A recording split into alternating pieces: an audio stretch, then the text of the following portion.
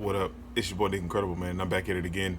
And this time it is Black Clover episode 95 discussion slash review, man. And it's not going to be too long because too much didn't happen. It was nothing but a flashback until the end of the episode. And for anime only watchers, it was very informative. But for manga readers, we knew exactly what it was, man.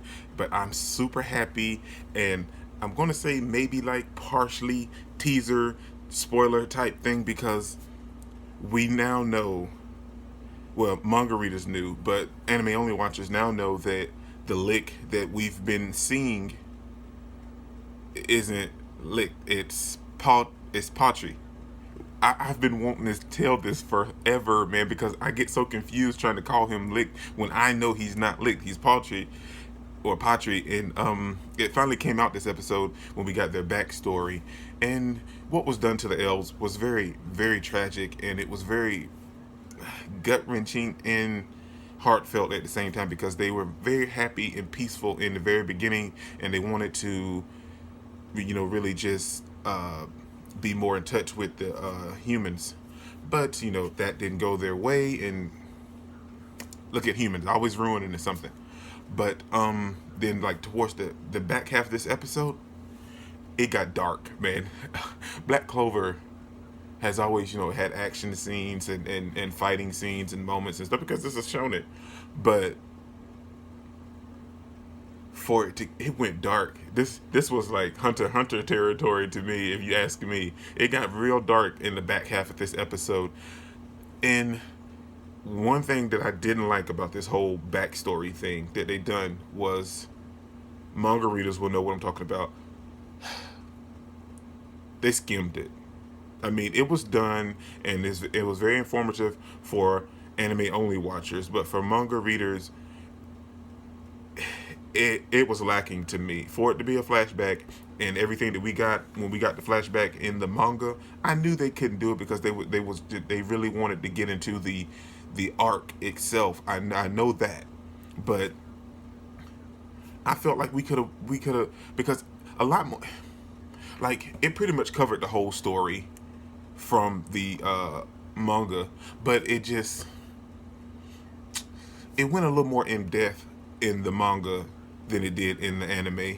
But I'm not complaining because we did get the flashback, and that's very informative for anime only watchers. So, I mean, that's just one of my things. And if that was something that stood out to you, comment down below and let me know that if it felt just a teensy weensy bit rushed because they really just wanted to dive into the arc itself.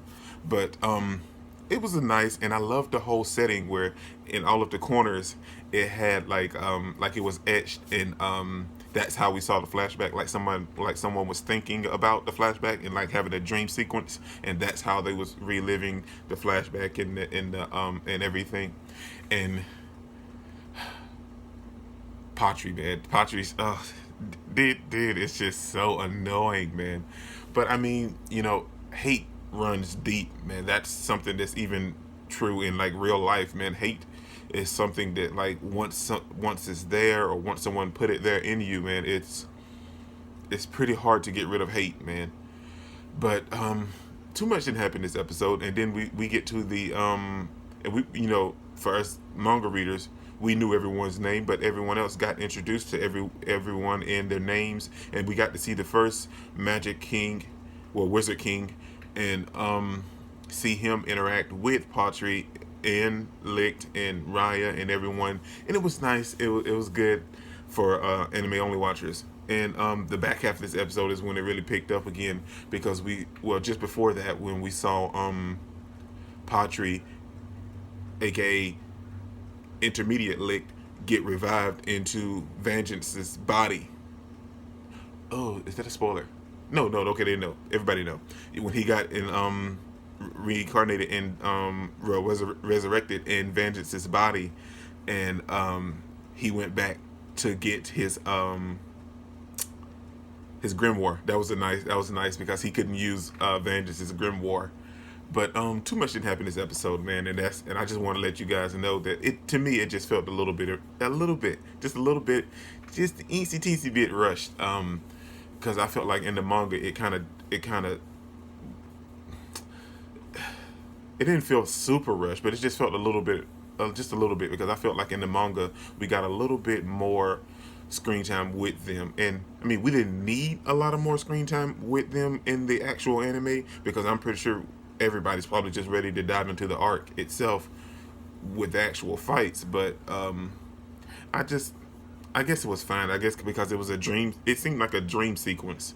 But that's pretty much all that happened. And then we get to the back half of this episode, and Licht slash Patry is telling the other three members of the Midnight Sun, or the Eye of the Midnight Sun, that he used them, and they're the catalyst for them being resurrected. And they had like some miniature flashes throughout the show of the magic stones and where they were, and everybody that's caught up in the manga. Yeah, too much didn't happen, man. But it was a great episode. It's always nice to have a flashback episode for anime only watchers, so they can get a little reference to what us manga readers already know, and get another, and kind of get the full picture of everything that's going on. But that's pretty much. I think that's pretty much it. Yeah, I think that's it. I think that's it.